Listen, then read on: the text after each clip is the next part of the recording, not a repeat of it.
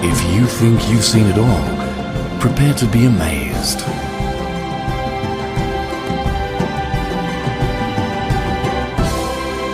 This is Sony 4K.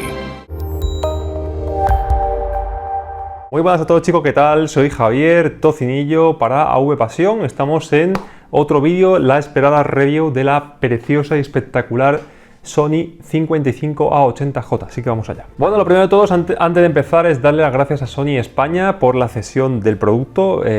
Fuimos los primeros en España y en Europa en tener este modelo y hemos tardado 2 semanitas en sacar este análisis porque siempre preferimos, como decimos en todas nuestras reviews, testear bien el producto, tenerlo 15 días, 20 días más o menos probándolo todos los días para poder sacar conclusiones de verdad. Porque creemos que hacer una review tal cual llega el producto en un día es algo que no es verdad, que es irreal. No podéis testear un producto viéndolo 5 horas, así que por eso hemos tardado un poquito más. En cuanto a la propia tele en sí, pues sabéis que este año Sony cuenta con el nuevo procesador XR Cognitive, el cual es una auténtica pasada. Para mí es el mejor procesador de imagen del mercado actualmente, luego hablaremos de él. Tenemos también, en cuanto a conectividad, 4 puertos HDMI, en este caso y por fin este año tenemos 2 de ellos 2.1 completos. Esto quiere decir que podemos tener un ancho de banda de 40 GB por segundo con ARC ALLM 4K 120 Hz o 8K 60 Hz, croma completo en el caso del 4K. Y VRR, aunque esta última característica vendrá ya confirmada por Sony con una actualización de firmware que se espera para finales de 2021, para el último trimestre de este año. Bueno, como sabéis de especificaciones, pues como todos estos televisores de gama alta, es un televisor OLED 4K de resolución, es decir, 3840 x 2160 píxeles, 10 bits de profundidad de color y compatibilidad completa con HDR10, HLG y Dolby Vision. Se queda fuera el HDR10 Plus, que es un formato que ya dijimos hace tiempo que está muriendo y que no tiene ningún tipo de recorrido. Y en el caso del Dolby Vision, como veréis más adelante en la review, cuenta por fin con el perfil TV LED, ese perfil completo de Dolby Vision. En cuanto a diseño, como veis, es un televisor muy bonito. Sony la verdad es que siempre borda los diseños. Para mí, junto con Philips, son los dos fabricantes que más cuidan este aspecto. Por la parte delantera tenemos un panel OLED típico sin prácticamente ningún tipo de borde, con los biseles y los marcos muy finos, y luego un sistema bastante ingenioso de patas en el cual el montaje, si no sabéis de qué estoy hablando, podéis ver el vídeo de primeras impresiones y unboxing. Básicamente se ponen las patas y la tele se pone encima, quedando con lo cual sujetas con el propio peso del televisor. No hace falta tornillos, no hace falta nada. La versatilidad también del sistema es que se puede poner de 3 posiciones, tal y como la tenemos nosotros en el vídeo que estáis viendo. En la posición más cerrada, que sería otra posición que tiene más centrada para que no haga falta un mueble tan grande, y la misma posición pero giradas, de forma que la pieza que se gira hace que el televisor suba unos 5 o 6 centímetros más o menos para que podáis poner una barra de sonido debajo y no tape el televisor. Y ahora sí, ya vamos a entrar en la propia review en sí. Comenzamos hablando de Google TV. Google TV sabéis que es la versión 10 de Android, que se ha cambiado de nombre y se ha rediseñado todo el Home, en el cual, como estáis viendo, luego ya está a gustos personales. A mí el sistema Google TV me parece un poco caótico, esa recomendación grosso modo que hace el sistema en el Home principal, donde tenéis una aglomeración de Netflix, Amazon Prime, todos vuestros servicios bajo demanda, películas compradas, y no tenéis que entrar en las apps. Podéis hacerlo como hacíamos antiguamente, pero ya no hace falta, sino que directamente podéis acceder al contenido desde el menú principal. Y luego tenéis el panel de ajustes, que está con una especie de ventana flotante tipo iPhone a la derecha, que tampoco lo encuentro mucho sentido en una interfaz de televisor, pero bueno, es el sistema que ha diseñado Google. Como siempre, tenéis disponibilidad completa de cualquier aplicación, tanto de Android TV como de Android, mediante instalación por APK manual. Luego tenemos la gran incorporación, aparte de Google TV, en cuanto a sistema, este año es el Bravia Core. Haremos un vídeo aparte, dentro de un día o dos tendremos ya la review tanto escrita como en vídeo de esta aplicación de Bravia Core. Vamos al hardware. El hardware que monta este año Sony es el MTK 5895, ¿vale? Un procesador que es capaz de gestionar el VRR, según nos indica la propia Sony, es capaz de gestionar los 4K 120, como así también demuestran los puertos 2.1, va a acompañar 3 GB de memoria RAM y 16 de interna, aunque como veis aquí el programa AIDA nos detecta solamente 4, lo cual es imposible y hace falta que actualicen la aplicación para detectar correctamente la memoria ROM, pero son 16 GB de memoria interna, ¿de acuerdo? Bueno, vamos a comenzar a hablar ya un poco, entrar en materia de imagen. Tenemos un panel que curiosamente, muy curiosamente, la estructura de píxeles no ha cambiado desde 2019, que fue el último gran cambio de panel en la tecnología OLED, y desde entonces se están reciclando paneles, cambiando el procesamiento, cambiando la forma de potenciar los píxeles, pero lo que es el propio panel en sí continúa anclado en la misma estructura de 2019. Quizá le han ido renovando, le han ido cambiando ligeramente el subpíxel verde, pero muy ligeramente. Y luego adelantándome un poquito a lo que vamos a ver en la calidad de imagen con el tema de los flashes, que es un problema que tiene la tecnología OLED desde 2018 por la forma en la que cambia el píxel de 0 apagado a 1 encendido, han ido menguando. Ya el año pasado, incluso en el 2019, con el parche que sacó LG, era casi imposible de ver. El año pasado era prácticamente imposible, lo podéis ver en una escena 2 de 50 películas, y este año no he conseguido reproducirlo en ninguna de los tests, ninguna de las películas. Como por ejemplo tenéis Drácula detrás, es imposible, no se ve absolutamente nada y el panel es extremadamente limpio. Luego, como digo, lo profundizaremos en la sección de vídeo. Vamos a entrar ya, como digo, en calidad de imagen. Tenemos un panel que en colometría este año me ha dejado con la boca abierta. La verdad es que pasando en la sonda es muy difícil que la calibración en SDR mejore. En cobertura cromática, como siempre, tendréis el típico 72-73% de cobertura sobre el triángulo BT2020 y un 99% sobre el DCI-P3, lo cual está muy bien, pero no mejor el año pasado. Ya vamos desde 2016, si no recuerdo mal, con las mismas coberturas de colometría. Y luego tenemos también en HDR, aquí sí que se ha notado la mejoría de la calibración con sonda, pero viene de serie bastante mejor también que el año pasado. Se ve que ya los fabricantes comienzan a entender el funcionamiento del HDR y a ofrecer los productos mejor calibrados de serie. La verdad es que en colometría Sony es espectacular. Es casi lo que primero que cuando enciendes el televisor lo que más te llama la atención es que la imagen parece como real, parece como 3D, ¿vale? Como si tuviese dos campos igualmente nítidos los dos. Y la colometría es extremadamente realista. Luego en el campo de procesado de imagen hablaremos un poquito más de ello, pero quedaos con que el color viene perfectamente calibrado en SDR y muy bien en HDR. Vale, y antes de entrar ya en lo que es calidad de imagen en SDR y HDR, vamos a empezar a hablaros del procesamiento. Sabéis que este año Sony estrena procesador, y cuando Sony estrena procesador hay que ir con cuidado porque suele ser un salto de calidad bastante importante. Para mí el X1 Ultimate, ya todas las reviews del año pasado lo dije, que era el mejor procesador de imagen del mercado, y este año es un X1 Ultimate, pero un paso aún más.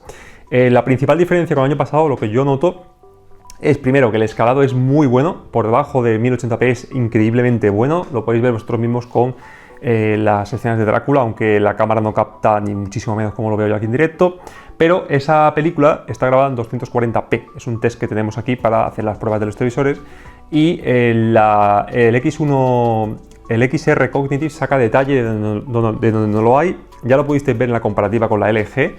Es una imagen más limpia, es una imagen más nítida y es una imagen con mucho menos ruido y posterización, sobre todo en las zonas de, por ejemplo, las cuevas, que esta película tiene muchos macrobloques, no se encienden, pero tiene mucha suciedad de macrobloques de compresión. La Sony no los muestra, directamente es como si eliminase el macrobloque, pero te dejase el detalle, una cosa súper extraña y que no sé cómo lo han hecho, pero es increíblemente bueno. Luego en TDT también he visto varios canales y te quedas asombrado de que un canal con la mala calidad que tienen en España las emisiones te pueda mostrar esa calidad en un televisor que tiene 8.300.000 píxeles. La verdad es que es absolutamente increíble. Luego también este año Sony ha mantenido la opción, que era una opción estrella que tenía desde el 2017, que es gradación suave. Como bien veis en el propio vídeo, esa tecnología hace que los píxeles adyacentes a la propia imagen, es decir, si tenemos un color rojo y a la derecha tenemos un color que no es exactamente el mismo color rojo, pero se le parece, hace una transición suave entre los píxeles de un color y los de otro, de forma que se ve de forma como progresiva, ¿de acuerdo? Se ve como gradación, de ahí viene el nombre. En cambio, en otras marcas, ese cambio de tonalidad de un color a otro se hace de forma brusca y aparecen una serie de bandas que se diferencian y se pueden ver sobre todo, por ejemplo, en los cielos, en las paredes, etcétera, cuando la emisión es de mala calidad. Luego la calidad en SDR, como os estaba comentando, en Drácula es un test extremo y lo pasa con un 10, pero luego tenéis películas en 1080p, el Blu-ray, contenido que tengáis en streaming, contenido que tengáis en Netflix, etcétera. Nosotros hemos puesto un trozo de Alicia en el País de las Maravillas y la definición otra vez es impresionante. Sinceramente, yo creo que si me siento, es un 55 pulgadas, si yo me siento a 2 metros o a 1,5 metros, no creo que sea capaz de diferenciar si está en 1080p o en 4K. Vamos a entrar ya en el campo del movimiento, interpolación y demás. Como sabéis, para mí Sony también, en cuanto a color, quitando Panasonic, escalado y movimiento, son siempre los tres ases que ha tenido Sony bajo la manga, y este año lo mismo, no defrauda. El movimiento es perfecto, no tiene ningún tipo de artefactos, el interpolador es muy ajustable, podéis establecer varios niveles de intensidad. También incluye el Black Frame Insertion con la inserción de un fotograma negro entre cada frame original y también podemos configurar cuántos fotogramas negros queremos meter entre cada uno original. De esa forma podemos conseguir un movimiento que vaya hasta las 1080 líneas introduciendo fotogramas negros, y me ha sorprendido también que el mínimo e incluso el 1, la opción 1 del Black Frame Insertion, no pierda ningún tipo de brillo, lo veis vosotros mismos. La cámara capta una serie de parpadeo pero que no se ve en realidad, y cuando subimos de 2 y especialmente al máximo ya sí que vemos el parpadeo también en la realidad, con lo cual para SDR seguramente el valor 1 sea perfecto, y el interpolador para mí también en 1 es un movimiento sublime, es un movimiento plasma, o sea que una auténtica pasada, y sin artefactos, por supuesto. Como los patrones es muy difícil verlo, podéis ver aquí, por ejemplo, vosotros mismos en Capitán América, el movimiento de los personajes mientras están luchando es simplemente perfecto, se ve como la realidad, es decir, se ve como lo veríamos en un cine, ¿vale? Porque el 24p, cuando lo vemos en una tecnología OLED, no la vemos como deberíamos verla, porque el Sample and Hold, que es la tecnología que tiene este tipo de televisores, que hace que cuando se dibuja un frame, inmediatamente después de dibujarlo nos presenta el siguiente, y nuestro ojo es capaz de captar esa secuencia de frames, hace que veamos el movimiento más brusco de lo que realmente es el 24p en el cine, que usan trucos de obturbación y demás. Con lo cual, bajo mi punto de vista, ponerle un punto al interpolador y activar la inserción de fotogramas en negro se acerca más al movimiento del cine y sobre todo del plasma que dejarlo en desactivado, pero es una opinión personal. Como estáis viendo vosotros de fondo, el movimiento en Capitán América es impresionante, no tiene efecto telenovela, es decir, los personajes no se ven acelerados, no tiene artefactos, no tiene ruido, se ve natural, se ve bien, se ve perfecto. Ya digo que movimiento Sony para mí siempre ha sido la marca líder. Vale, y ahora sí entramos ya en HDR. ¿Qué pasa con el HDR este año en Sony? Bueno, tenéis dos televisores tope de gama, H80J que la tenemos aquí, la A90J la recibiremos el lunes, y queréis saber todos el valor de nits, lo publicamos hace 2 o 3 días. Lo corroboró el portal Les Numériques francesa y le midieron exactamente lo mismo que a nosotros, con lo cual, bueno, pues es una medición correctamente hecha. El valor de nits en el 10% es de 610 nits en los modos más cercanos a norma y calibrada también. Y luego tenemos la novedad de este año, y es que al 100% nos ha medido 160 nits en el modo IMAX Enhanced y 150 en los modos profesional y modo personalizado. El modo IMAX Enhanced se puede configurar exactamente igual que el modo cine, con lo cual no tiene ninguna desventaja usarlo, y nos va a dar esos 10 nits de más en el 100% de pantalla. Y muchos me preguntaréis, ¿y cómo puede ser que en la comparativa la C9 parece que brilla un poco menos que la A80J si esta tiene 100 nits menos? Por el tone mapping, y es lo que vamos a explicar a continuación. ¿Qué es el tone mapping? Bueno, esto lo he explicado en muchas reviews, pero para eso estamos aquí. El tone mapping básicamente es intentar introducir una imagen que está grabada a más nits, es decir, a más brillo, en un panel que está grabado a menos brillo. ¿Cómo lo haríais vosotros? Pues me imagino que como todo el mundo llegaríamos a dos conclusiones, que son las mismas que implementa Sony y todos los demás fabricantes. Una, que nos muestre el brillo, la imagen, ¿vale?, hasta los nits máximos del panel, y a partir de ahí que nos muestre un manchurrón blanco porque ya no puede llegar más allá. Es lo que se conoce como clipping. Dos, tone mapping, que es intentar reducir todo el brillo de la escena para que en lugar de estar grabado entre 0 y 4000, esté grabado entre 0 y 700. Lógicamente, cuanto más comprimamos ese rango, más brillo se pierde en general. Es lo que hace LG. Sony este año, otros años también, pero este año no lo deja personalizar, hace una cosa mixta. Nos dice, vale, yo comprimo la imagen, pero no mucho, porque no quiero perder todo el brillo de la escena. Quiero que me comprimas un poquito la escena para que entre, ¿vale? Pero los mínimos detalles que están grabados a mucha luminosidad no me los muestres, porque es un pelo en el fondo de allí, un rayito de sol extremadamente nimio. A mí esos detalles no me importa verlos, con lo cual la imagen es más brillante con menos nits. Con la 90J además tiene más nits, con lo cual esa tele tiene que brillar la leche.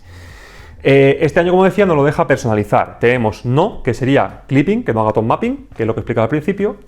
Gradación, que sería el método que se está aplicando de comprimir todo el rango en la capacidad lumínica del panel. Y luego está brillo preferido. Brillo preferido viene a ser lo mismo que gradación, es decir, que comprima la imagen hasta un punto y luego de ahí haga clipping, como explicábamos, pero que además de eso no siga la curva, porque sabéis que el HDR tiene una curva que tiene que seguir estrictamente, porque no se puede subir el brillo o bajar el brillo, no, la tele es la que decide cuándo tiene que subirlo y bajarlo. Pero esa opción de Sony lo que hace es, vale, yo sigo la curva, pero en la zona media, que es donde están todo lo que la gente percibe como una imagen brillante, ¿vale? Esa escena brillante, súbemelo un poquito. Y luego al final vuelve a la curva. Ese súbemelo un poquito hace que la imagen en general parezca que brilla más. Pues si juntamos el top mapping mixto de Sony con esa opción de brillo preferido, que sube un poquito el brillo medio de la escena, hace que brille más que la C9 en percepción, con 100 nits menos. Todo eso se traduce en una imagen HDR increíblemente buena. Sabéis que la tecnología OLED, si tuviese más nits, bastante mejor, lógicamente, pero muchas veces impacta un poco más porque tiene un píxel apagado justo al lado de un píxel encendido. Eso crea un ratio de contraste brutal y un headroom que llaman los ingleses increíble, con lo cual la imagen parece 3D. Sumadle el procesamiento del XR de Sony este año, sumadle todo lo que os he explicado del top mapping y tenéis una imagen que la verdad es que llama muchísima atención. Yo sí que he notado diferencia con respecto a la 8, sobre todo en el tema del HDR. En SDR se parecen mucho más, pero en HDR con el top mapping, con el tema del brillo preferido y con el tema del XR, la verdad es que la imagen gana bastantes enteros. Y como decía, en HDR se puede ver todos los detalles. Por ejemplo, hay escenas de Transformers que estáis viendo vosotros, donde el sol no se ve un manchurrón blanco, sino que se consigue ver la forma del sol, pero la imagen no pierde brillo, que es lo que realmente llama la atención en este tipo de tecnología. En SDR la imagen es muy brillante, pues lógicamente nunca va a ser tan brillante como una tecnología LED, pero lo que me llama la atención es lo que explicaba antes de los campos. El XR hace una especie parecido a lo que hace Philips, pero más sutil, que es coger los objetos que están en primer plano y los objetos que están en segundo plano, ¿vale? Los fondos, y a los dos parece que les da como un poco más de nitidez, con lo cual los dos planos parecen como una especie de videojuego, parece una imagen 3D increíblemente detallada que otras marcas no tienen. Philips hace lo mismo, pero para mi punto de vista ya se pasa de rosca muchas veces y al final la imagen es artificial. Sony parece que lo lleva como justo al punto en la que la gente diría, se ve perfecto, no suban más. Pues eso es lo que hace el XR, crea una imagen tridimensional que te llama la atención desde el primer momento. Y como veis vosotros mismos en la película de Alicia, junto con la colorimetría que viene de serie, que es perfecta, la imagen, la verdad es que poco se le puede pedir que mejore, porque es que ya entre la limpieza en el tema de compresión, el color perfecto y el XR con su escalado, con el movimiento que tiene, es que es muy difícil sacar una pega en SDR, la verdad.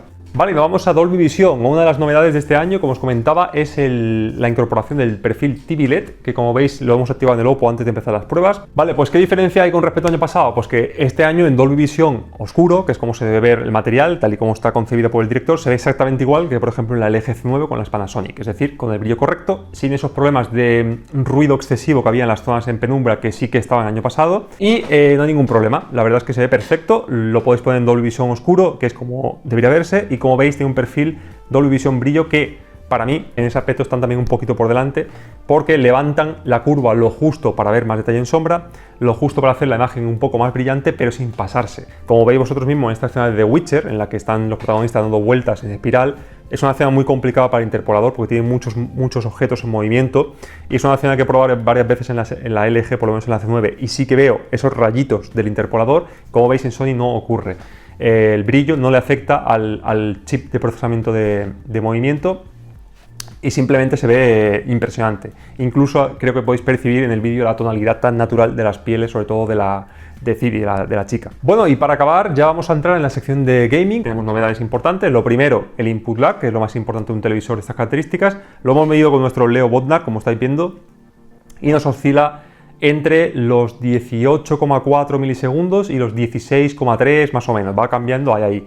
Curiosamente, no sé si es porque me movía la mano yo o el cable no estaba bien puesto, pero hay un momento que me sube a 33 milisegundos y luego vuelve a bajar a 18, así que no sé si puede ser que tenga algún pequeño problema el modo juego en cuanto a latencia, y que hay un segundo que se dispara a 33 y luego vuelve a bajar. Igual Sony le interesaría comprobarlo para ver si lo puedo corregir, o es un fallo que he tenido yo a la hora de medir, que me extrañaría, pero podría ser. Como decía, novedades de este año, incorporación de HDMI 2.1, con lo cual podréis activar el 4K 120 Hz en Xbox Series X y Play 5, PCs. Y el único problema que he encontrado en este televisor, ya lo sabéis todos, es que no tiene activado el VRR todavía. Hay que esperar al último trimestre del año para que lo activen. Y bueno, como veis, la experiencia de juego, el juego que utilizamos para ello, que es Dark Souls, la verdad es que se mueve perfecto en modo juego, latencia bajísima, y como siempre en un OLED no tenemos problemas del local diming, de tener que bajarlo para mejorar la latencia, etcétera. Por lo cual la experiencia de juego es prácticamente perfecta. Como veis, no hay latencia, no hay retraso, y bueno, pues la verdad es que la experiencia un 10. Y bueno, pues llegamos a las conclusiones. Vamos a hacer una especie de resumen de puntos a favor y puntos en contra. Puntos a favor, para mí, una imagen SDR que no tengo ninguna pega en encontrarle. Interpolador de movimiento perfecto, escalador el mejor que he visto hasta la fecha, por lo menos de momento. Luego tenéis un tratamiento del NEAR Black y un tratamiento de las zonas con compresión excelente. De momento también el mejor que he visto junto con Panasonic. En este caso no sabría cuál deciros que es el mejor, pero muy bueno. En HDR con 610 nits la A80J logra brillar igual o más que la C9, como habéis visto en las comparativas, porque, y por eso lo meto en puntos positivos, tiene un excelente top mapping y como punto positivo también os dejaría un color perfecto en SDR, perfecto en SDR y casi perfecto en HDR, con lo cual es muy cercano a norma. Y por supuesto la incorporación este año de HDMI 2.1 por fin, aunque sean dos puertos, 4K 120 y el VRR, que lo voy a meter aquí porque está confirmado que van a meterlo con una implementación de firmware, así que básicamente lo tenemos confirmado. Puntos negativos, para mí, dado la ferocidad con la que han salido los paneles de 2021 en cuanto a precios, quizá está un poquito demasiado subido, pero Sony siempre es un poco más cara que la competencia porque tiene cosas que son mejores que la competencia. Luego tenemos también el tema de los nits que os comentaba, buen paso adelante el tema de la restricción de la BL que han eliminado, pero para mí no ha avanzado del año pasado. La A8 ya medía 600 nits más o menos en el 10% y esta mide más o menos lo mismo, con lo cual el salto grande se la ha metido a la Master Series, que es la A90J. Y bueno, pues poco más. Como conclusiones para acabar el vídeo, os diría que es un televisor muy enfocado al que le guste la máxima calidad de cine posible, por lo menos hasta que salgan las Panasonic, que analizaremos por supuesto en el canal. El que quiera pagar un plus por la A90J y ver las diferencias, os diría que os esperéis al lunes o martes, estamos hoy a sábado, porque haremos una comparativa entre la A80J y la A90J que nos llega el lunes, así que ahí os podré decir si merece la pena o no. Pero como digo, una tele muy completa, quizá no es tan todoterreno como la LG, pero se le queda a un pelo de gamba de alcanzarla, porque también incorpora el HDMI 2.1, incorpora el VRR, tiene 3 milisegundos más de input lag, no creo que nadie note, pero en cambio, a mi modo de ver, tiene una imagen un poco mejor en cine, un mejor movimiento, el movimiento es impresionante, el escalado este año es la leche, lo digo de verdad, y luego el tema del HDR con ese top mapping que os explicaba, para mí, junto con el color, hace que sea una tele 100% dedicada, vamos, yo la voy a dedicar 100% al cine y al 99% de videojuegos si lo comparamos con una LG. Como digo, un televisorazo con todas las de la ley. Y nada más, chicos, como digo, primero, muchas gracias a Sony España de nuevo, al cerrar el vídeo, por dejarnos la A80J en primicia europea. Y segundo, muchísimas gracias a todos los suscriptores, que estamos creciendo, como siempre, muy por encima de lo que yo esperaba, y siempre es gracias a vosotros, que sois los que estáis constantemente moviendo la comunidad, preguntando, entrando, diciéndome qué es mejor. Seguid así porque es como se crea una comunidad, ¿de acuerdo? Participando todos. Desde aquí, chicos, sin más, muchísimas gracias a todos por vuestra visita, nos vemos en el próximo vídeo. Un saludo a todos.